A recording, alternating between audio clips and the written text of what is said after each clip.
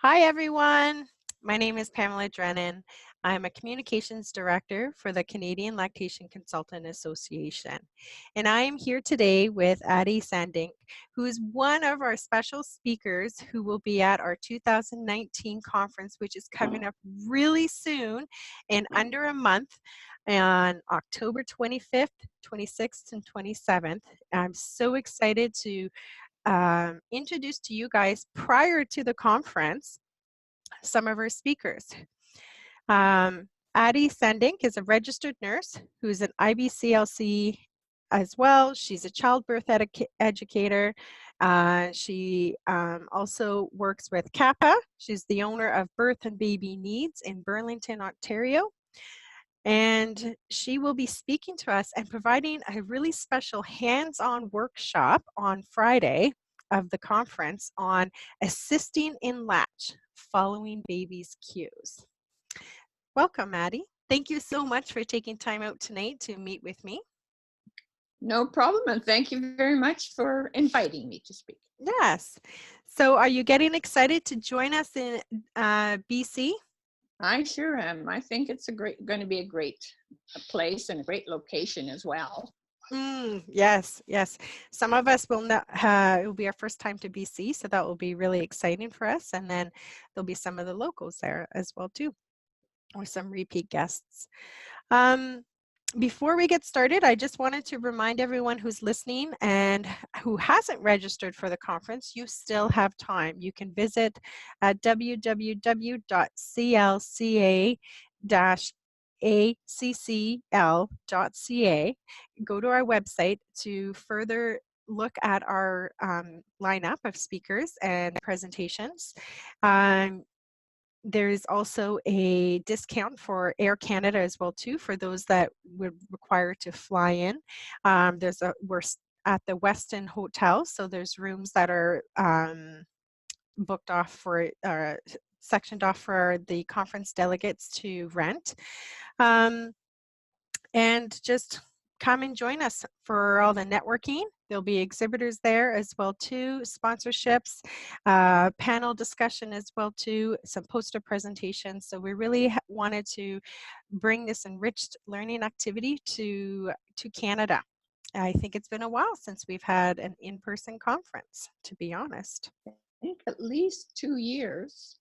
I believe the last time was 2015. I wasn't on the board then, so, but yeah. And oh, really longer, yes, 15. yeah, I think so. So yeah. So to start, we'll just get you, Attie, to kind of explain to us your journey of becoming so encapsulated into the prenatal and the postpartum world for moms and babies, which includes not just becoming an IBCLC, but also being a childbirth educator as well too, but also being a leading hand at helping change some of the education for IBC, LCs, etc. If you can just give us a little bit about that experience for you. Wow. Okay, that in a nutshell, right? Yeah, in a nutshell. Well, I think it probably started pretty much after my own children were born, and well, actually before. I started teaching prenatal classes just when I was pregnant with my first, but I'd had training from London, Ontario. And so I thought, well, that's what good time to start as any, right? And then after that, I started doing some doula work after having heard Penny Simpkin at one of her workshops and being taught some from a really great pro. And she did and does such good hands-on techniques for birthing and all that kind of stuff. So that really got my interest going. And with that, it led into thinking, oh, I better get back and earn some money. So I went back to the hospital and started relief work and as an RN. And then through a little bit of casual work became a bit known in labor and delivery, and then I was hired there after being a doula for somebody, and they kind of gave me a good reference. So that helps, right? Mhm. And as I worked there, it was really a great time to understand what birthing happened, and as my own kids are born, what was happening to breastfeeding at that time. And it was really quite some time ago. It was just at the beginning when IBCLCs were just starting to become registered and write their exams. The whole profession of IBCLC started about 3 years before I became an IBCLC, and it was all pretty much hands-on learning yourself. You had to do all your studies, and I think the La Leche League was very instrumental in getting the profession of IBCLC going, because most of the first ones were initially La Leche League leaders, and I thought that was pretty awesome. And then working with so many mothers that I had already taught in prenatal classes and maybe helped with labor and delivery, I realized there was a real lack of education around breastfeeding and breastfeeding support. So on went the study of as an IBCLC and lactation consultant. And so at first I worked in labor and delivery, and then did my LC work on the side, just part-time, building up my reputation and stuff like that. After that, with a bit of encouragement from my manager, she said, let's get a clinic going here in this hospital. And that still took about 2 years of proposals, as most things take, right, time. And then we did get a clinic going, and I worked in that clinic at that particular hospital for about 10 years, and almost 10. And then time for a change. And I moved on to helping start another little clinic in Toronto. It was helpful there, I hope. And but the trip to Toronto was not my ideal from where I live, and spent more time on the road than I did in the clinic. But from there, I went back into hospital work for a bit at a newer hospital in the area. I mean, an older hospital at that time, and not as close, but in the area, and worked back in labor and delivery. And what I saw then was such a change in from a more natural approach in the first labor and delivery, then medicalization of birthing way more the second time that I went in, and how that interfered also with breastfeeding. So you get quite a change going. And it wasn't just because that one hospital was way more medicalized, it was just the trend of the times, right? So many more epidurals, and epidurals became more less end-stage epidurals, and then more early epidurals with less how am I going to say that? More titration of, and giving less of the drug, but for longer periods of time. So who knows what that research implies, and that makes things different as well. And there I was able to practice in labor and delivery, and I didn't work in the breastfeeding clinic. I just felt that I needed to go back to the roots again. And I was able to apply some of the various people that I had learned, people's ideas that I'd really learned from over the years. And that will be included in my presentation of how the people that influenced me. But then because a lot of research came around about skin to skin and that kind of thing. And I think that's where a lot of things started in a more positive light. So from there, I was able to just quietly provide post-delivery, post-C-sections, and that kind of thing. And I wasn't very good at computers. Okay, I'm going to just let you know that. And that worked out very well for me because very compassionate partners I worked with, and colleagues who really didn't like the breastfeeding thing. And so they often thought they could hurry me up if they helped me with my computer, and I would help them with breastfeeding. What a deal, hey? That worked out just fine for me.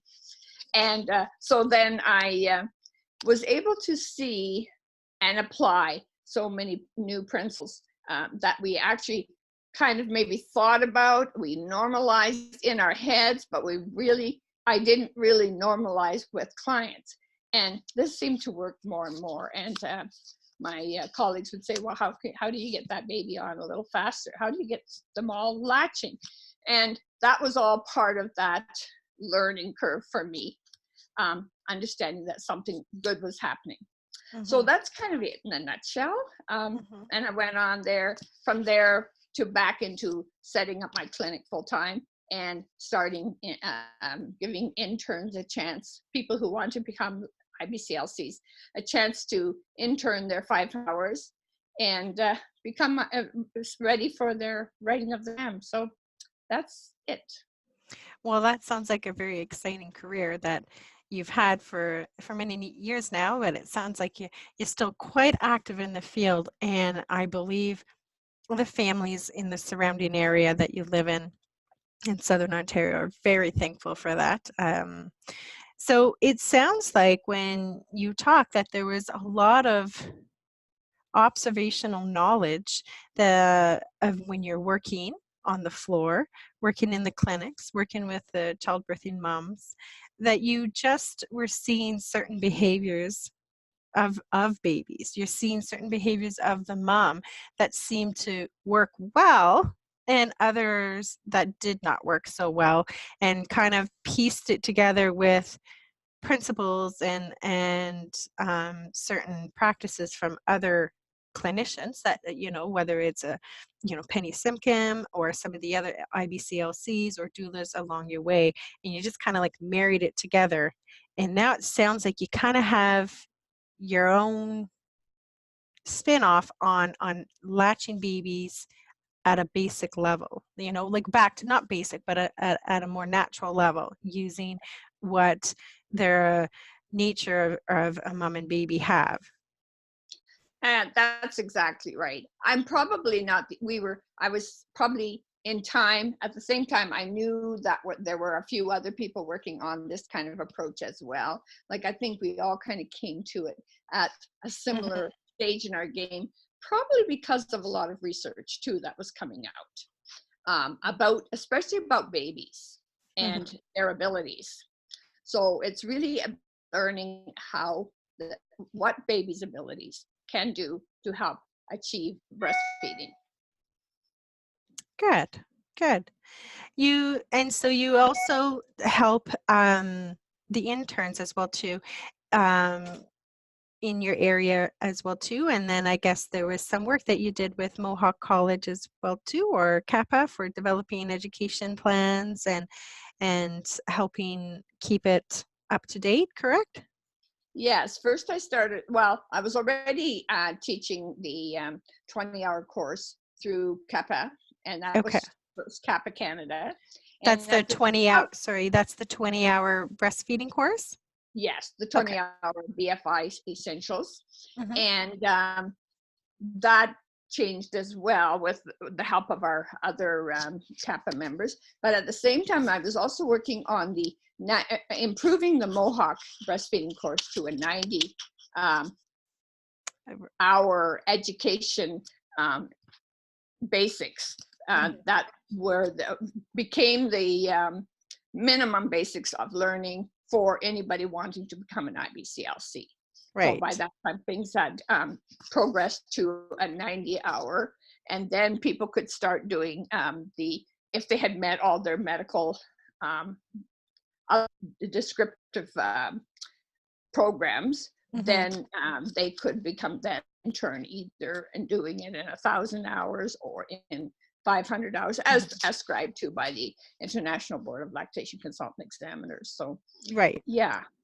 Right. And then moving into CAPA, we've revised several times, and that has been really wonderful. I think one of the speakers that is going to be at the conference is Laurel Wilson, and she was my faculty director and an amazing lady. So I really look forward to hearing her again. I've heard her lots, and every time she comes out with a wonderful other things.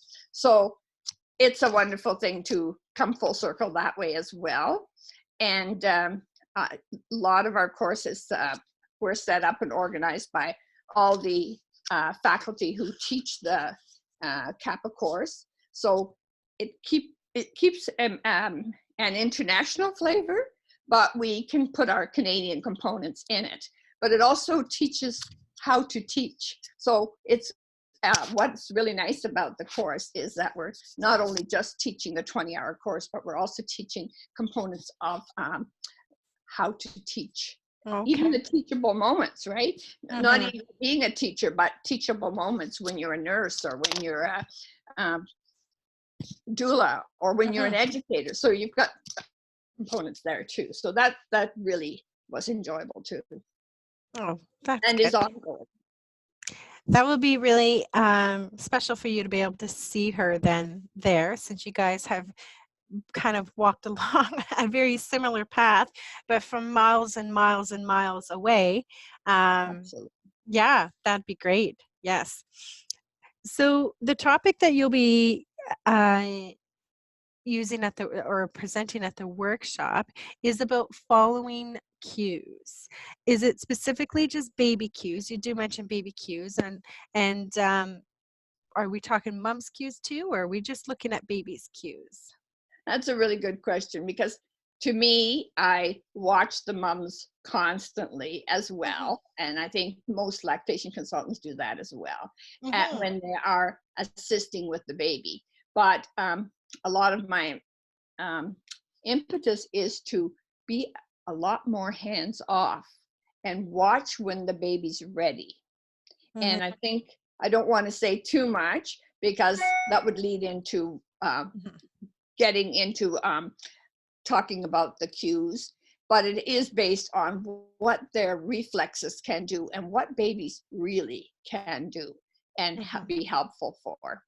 And it's something I teach the mums. It's something I teach the interns. It's something that babies will teach us. So there's, and then we understand, once we understand more about what babies can do and we teach that to our mothers feel so much more empowered.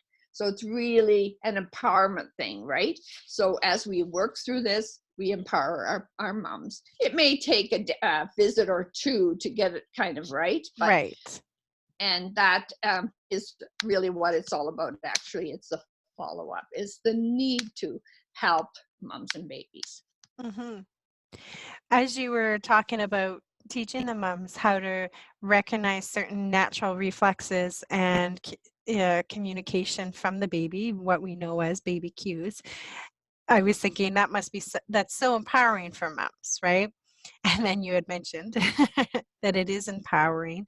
And I think that when we look at a lot of the research for successful breastfeeding, a big portion of that comes from a mom's self-efficacy, right? And Absolutely. yeah, and what else can help boost, like there's multiple things that boost self-efficacy. Like we know there's knowledge and preparation and self-regulation of your emotional, mental, and social status anyhow. But when we look at, if we can't change a mom's path in her life, so we want every mom to be able to have that same equal opportunity to be able to breastfeed. So this gives us a chance to really give them the knowledge and experience of learning their baby, and in the same moment they're being empowered, which is setting them up for a path of success, because they can look back on this moment that they had with you or another IBCLC who takes the workshop, or those that are already using it now. They can take this moment and realize, okay, I can do it because I did do it. Right? Yeah. And then because we can't promise them that there's not going to be dark days, because we know that there are those days and those challenges. But if we can, every time that we can instill some empowerment along that little journey of when we're working with them with support, and that really does help when we teach them, look at what you already know about your baby and look at what your baby is already doing. It's a little bit more simple and a little bit more natural. It's probably easier for moms to understand that versus some of the stuff that we may get a little technical with, right? Exactly. And I think you've brought up a really good point, because what we're doing as we empower, we're also calming down the atmosphere. Mm, And as we calm down the atmosphere, we're also increasing the oxytocin levels, right? right. And we see that whole circle of confidence coming and attachment coming, and just that eye gazing and all this stuff that's so good, right? And the research talks about it. So that's really what I'm about. Yeah, I like that you mentioned about the attachment. I'm all about setting them up from the beginning, or in pregnancy, actually, about attachment. But if I haven't had a chance to see them prenatally, is just really start that solid foundation of attachment. And I know it goes hands in hands with a mom feeling empowered in knowing her baby. If everyone's always telling her what the baby's status is, it disempowers her to know her baby. And that really changes how a mom may respond sometimes to a baby. And and then it changes how they're internalizing their experience as parenting. So it all kind of has a snowball effect if, in the end, if we're not able to help continue empowering them, right? So that's great. I'm really looking forward to being able to learn more about how to really hands-on facilitate moms and babies. And just for some of the listeners out there, years ago when I was becoming an IBCLC, I'm from a rural area that doesn't have any other IBCLCs around. So Attie was one of the ones that had taken me into her clinic for a day. That's all that I was able to get down to do. And I was just in awe at how often, she would set the mom up similar to the way that she'll probably be teaching us on the Friday at the workshop. And you would see the mom go, oh, that's much more comfortable. And I just, so it's so, that's what I think what's neat about workshops. So I remember last time when we spoke, Addie, when we didn't get the recording right, we talked about, the mums having that natural, comfortable moment, right? And oh, sorry, what I was trying to say is getting to the conference is those hands-on conferences and the importance of them. There's many opportunities for online learning and webinars, which really fits most of our lifestyles. And it allows for us to stay up to date on multiple topics because it's easy access. We can fit it in. We can do it at our leisure. We don't have to travel and stuff. But there's such an importance that every now and then taking the time and the resources to be able to get to a hands-on experience so that we can really see the words from a textbook per se come to life. And that is what happened when I was in your clinic. I was able to see that. And that was in my early days, well, it wasn't that long ago, of being an IBCLC. So I'm really excited to be able to be there and gain some of those skills as well too. I just have one more question for you before we end the presentation. And I think that you have so much experience in multifacets of this child rearing health care. If you were given all the resources and manpower to be able to do a research study, what do you think you would kind of focus the research on? Wow.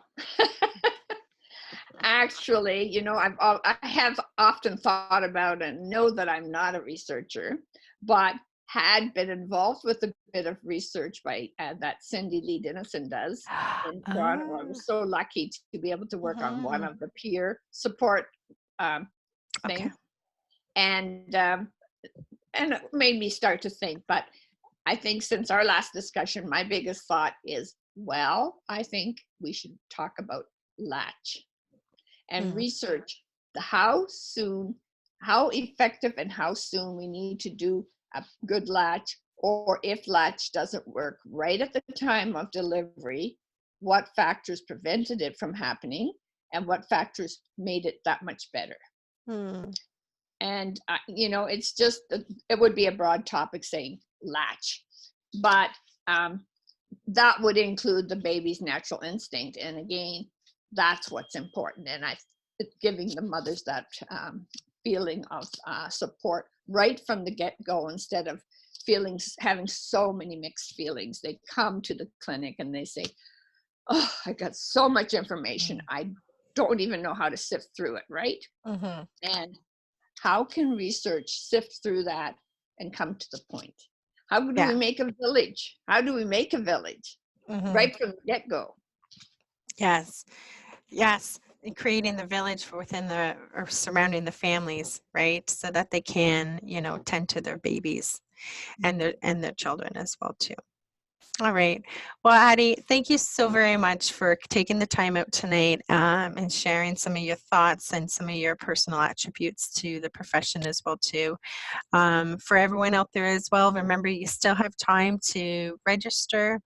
So go to our webpage and take a look at the 2019 conference. We have a section for that, and you'll be able to read about it.